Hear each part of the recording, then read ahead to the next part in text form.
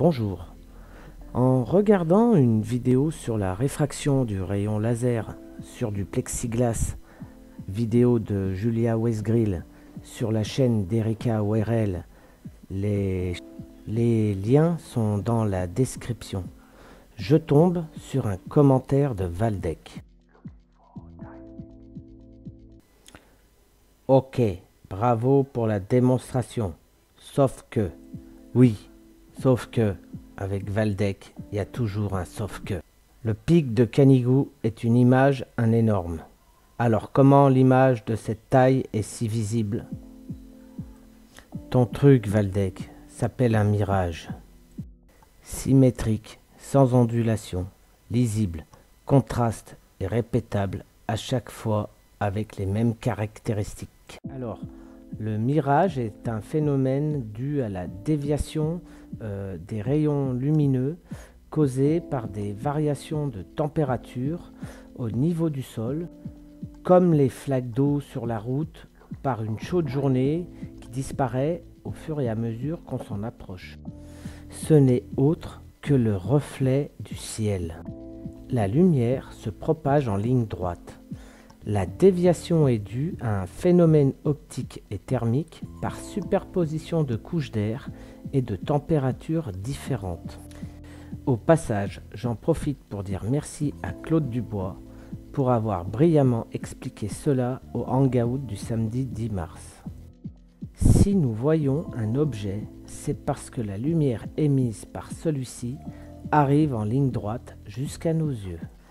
Si la lumière passe maintenant d'un milieu à un autre, elle va changer de direction.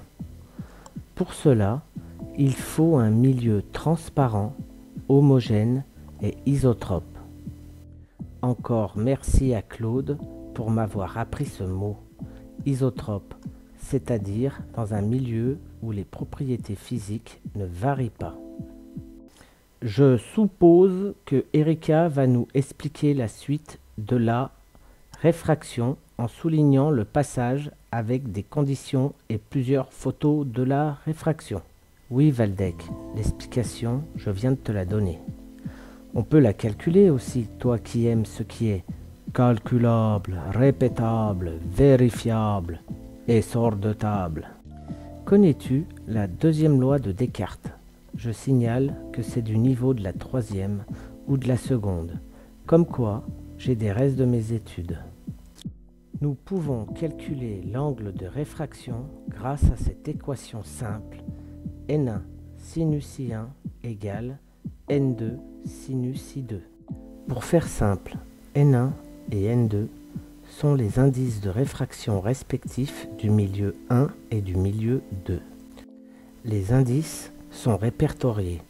L'air est de 1, l'eau est de 1,33, le plexiglas est de 1,5, etc., etc. Prenons un exemple simple pour comprendre. Plongez un crayon dans un verre d'eau à 45 degrés d'incidence. On remarquera un angle de réfraction. Donc, du coup, avec cette équation, on peut la calculer. N1 égale l'indice de l'air. L'indice de l'air égale 1. Sinus 45 égale sinus de l'angle d'incidence, en l'occurrence ici 45 degrés. Ce qui nous donne 1 multiplié par sinus 45 égale N2 sinus I2. N2 égale l'indice de l'eau. L'indice de l'eau égale 1,33. Sinus I2 égale l'angle de réfraction. Donc nous en sommes à 1 sinus 45 égale 1,33 sinus I2.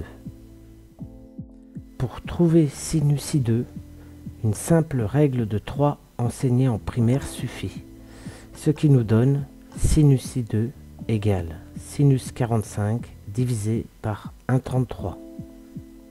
Sinus I2 égale 0,53. Il suffit de taper sur une calculette scientifique sinus moins 1 de I2 Ici 0,53. De mon temps, les calculettes scientifiques étaient chères et d'autres n'avaient pas la fonction sinus moins 1.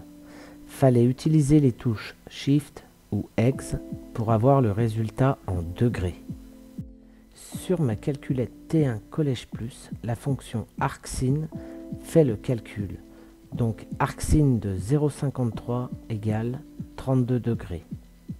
Nous pouvons utiliser Google pour faire ce calcul. Il suffit de frapper arcsin 0,53, attention de préciser en degrés, pour avoir le résultat de 32 degrés. Donc finalement, l'angle de réfraction est de 32 degrés. Vous pouvez refaire l'expérience du verre d'eau et du crayon et vérifier les calculs à l'aide d'un rapporteur. Comme quoi, Valdec, c'est pas compliqué de chercher la vérité.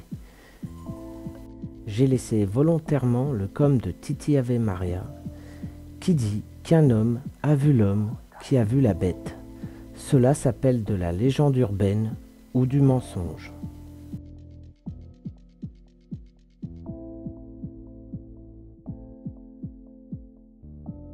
Voilà, j'espère avoir été utile à Erika ainsi qu'à vous, et je vous dis à la prochaine. C'était Fredo.